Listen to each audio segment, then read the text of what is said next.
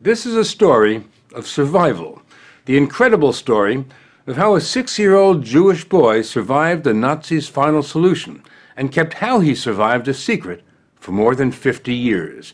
It's the story of Alex Kurzem, who at the age of 6 watched his family being shot by the Nazis. He escaped and wandered alone for months until he was captured by Nazi soldiers. But instead of killing him, they made him their mascot. That's right, Jewish boy mascot for the Nazis. Alex was so young, he quickly forgot his family name, his age, and the name of his village. But he did remember that the Nazis had fenced the Jews into a ghetto, and on his last night there, Nazi soldiers burst into his house and began beating his mother. I remember when she shielded me that her blood dripping. I felt my face and there was blood on my head, but it was my mother's blood. You were hiding? Under the skirt, sort of, with 3 of us. I had a little brother and sister, and she was shielding us, sort of. She could shield them from the soldiers' blows, but not their bullets, and she told Alex that the next day they would all be shot. That night, my mother took me in her arms, and she said, tomorrow we'll have to die. And I thought to myself, I don't want to die. I'll have to try to escape. So that night, crawling through the grass, he snuck past Nazi soldiers and up to the top of a hill and hid in a forest overlooking the village. And when the daylight broke, I heard a lot of commotion and noise below. When I looked down, I saw soldiers lining up people and shooting them in a big, big pit. And then I saw my mother with my brother and sister also led. You saw your mother and your brother and your sister? Yeah, all being led to the pit. I hate to ask you this, but did you see your mother being shot? Yes, I saw them all lined up. And you still see it today? Yeah, that's very visible in my head all the time. Village records say the Nazis massacred more than 1,600 people there on October 21st, 1941. And Nazi records show that a Nazi battalion took Alex in on July 12th, 1942. The months in between are a mystery. Alex says all he remembers is wandering alone, cold and hungry, in the forest. He took a winter coat off a dead soldier to keep from freezing to death, and he slept in empty sheds and in trees by tying himself to branches. Why did you decide to sleep in trees? I heard wolves in the distance, and I knew that if the wolves find me asleep on the ground, they would eat me, most likely. So I got scared of that. So the only way to survive, climb a tree. He begged for food at farmhouses until one day he knocked on the wrong door. The man said to me, you're a Jew, you shouldn't be alive. You should be dead with others. I'll take you to be shot. And he took you to be shot, didn't he? He dragged me to the school yard where they were lining up people and shooting them. And the soldier who was nearby me, I said to him, please, before you kill me, would you give me a bit of bread? All I was thinking, I'm hungry. Wish I could get a bit of bread before I die. The soldier who gave you bread, he then took you around into the schoolhouse.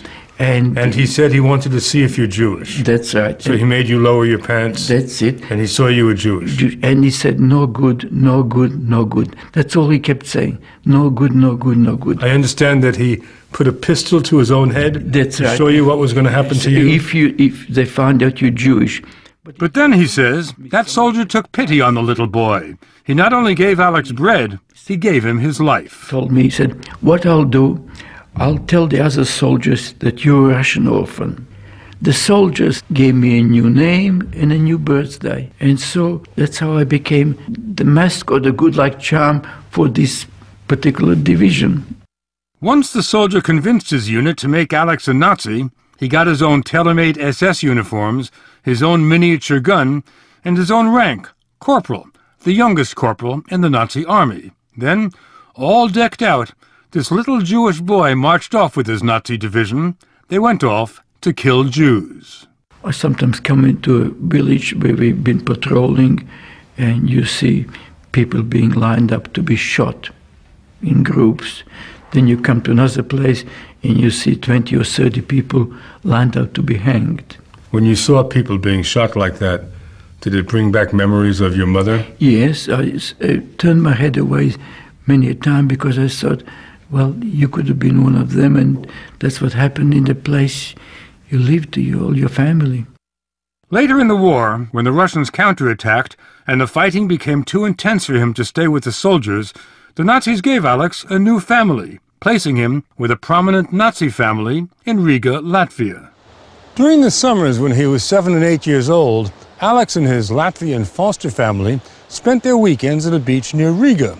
One weekend, the Germans made a propaganda film right here starring Alex, the youngest corporal in the Nazi army, a role model for the master race, a role model who the Germans didn't realize was Jewish. Did you feel funny because here were the Nazis making a film about you and you were Jewish, which they didn't know about? All the time I felt something wrong somewhere. How am I a star when I'm on the, on the hated race? He lived in fear every day, he said, that the soldiers and later his foster family would discover he was Jewish. I had to be aware every moment. Doesn't matter where I was, beach, bedroom, bathroom, every moment I had to think that I'm here under false pretenses. If I'm discovered, I'm gone. What did it feel like living under false pretenses 24 hours a day? Well, very stressful, very, very stressful. What do you think would have happened if they had discovered that you were Jewish? Oh, I think there was no doubt that I would have been shot. No doubt. After the war, he migrated to Australia, married, and had his own family. But he still kept his secrets and didn't tell his wife or his children that he'd spent the war with the Nazis or that he was Jewish. He kept those secrets for more than 50 years before he felt compelled to answer the questions that had haunted him since the war. I thought before I die, I should know who I am. And also, I always wished to go back to the village and put a flower on my mother's grave. But this wouldn't be easy. Orphaned at age 6, he remembered the trauma, but had long forgotten his true identity. He didn't know his name, or his birth date, or the name of his village, or where it might be. The only clue he had to anything was one word that had stuck in his mind for all those years. One word, Koidenov, but he had no idea what it meant. Koidenov, yeah.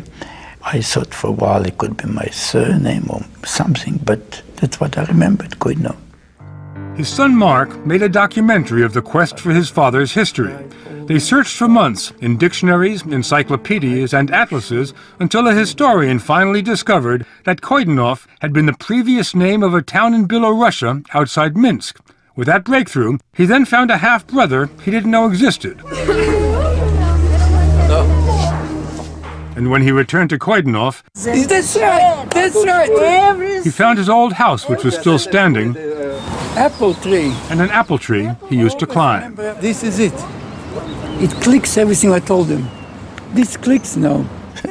I couldn't believe it. You couldn't believe it? Couldn't believe it, no. And then your name, you found out your name? Yeah, we found that my name was Ilya Solomonovich Galperin. His half-brother gave him a picture of their father, who had died 20 years earlier. The similarity to Alex is striking. Alex thought his father had been killed during the war, but he'd really been taken to a concentration camp and survived. When his father returned to his village, he heard that his wife and all his children, including Alex, had been killed. So father and son had each thought the other was dead. I would have liked to meet him, after he came back from the concentration camps and tell me that he had a son who survived the war. But it didn't turn out that way. In Koidenov, Alex fulfilled his other lifelong wish. He placed flowers at his mother's grave on a memorial to the 1,600 Jews killed here by the Nazis in 1941. It was my family and everybody, all my relatives, which were quite a large number, I suppose, everybody. Alex took us up the hill, where he'd hidden behind trees that are gone now. As he'd watched his mother and hundreds of others being killed below, he told us he bit his hand to keep from screaming and that he passed out several times. From the sights and from the screams and from the pain in me, the shooting went all day. And I knew that I couldn't do nothing about it, but it wasn't very nice to watch either, you know. So I had a glimpse, and then I turned my head and cried. And he used to feel guilty that he survived, but now he feels relieved that he's able to tell his story.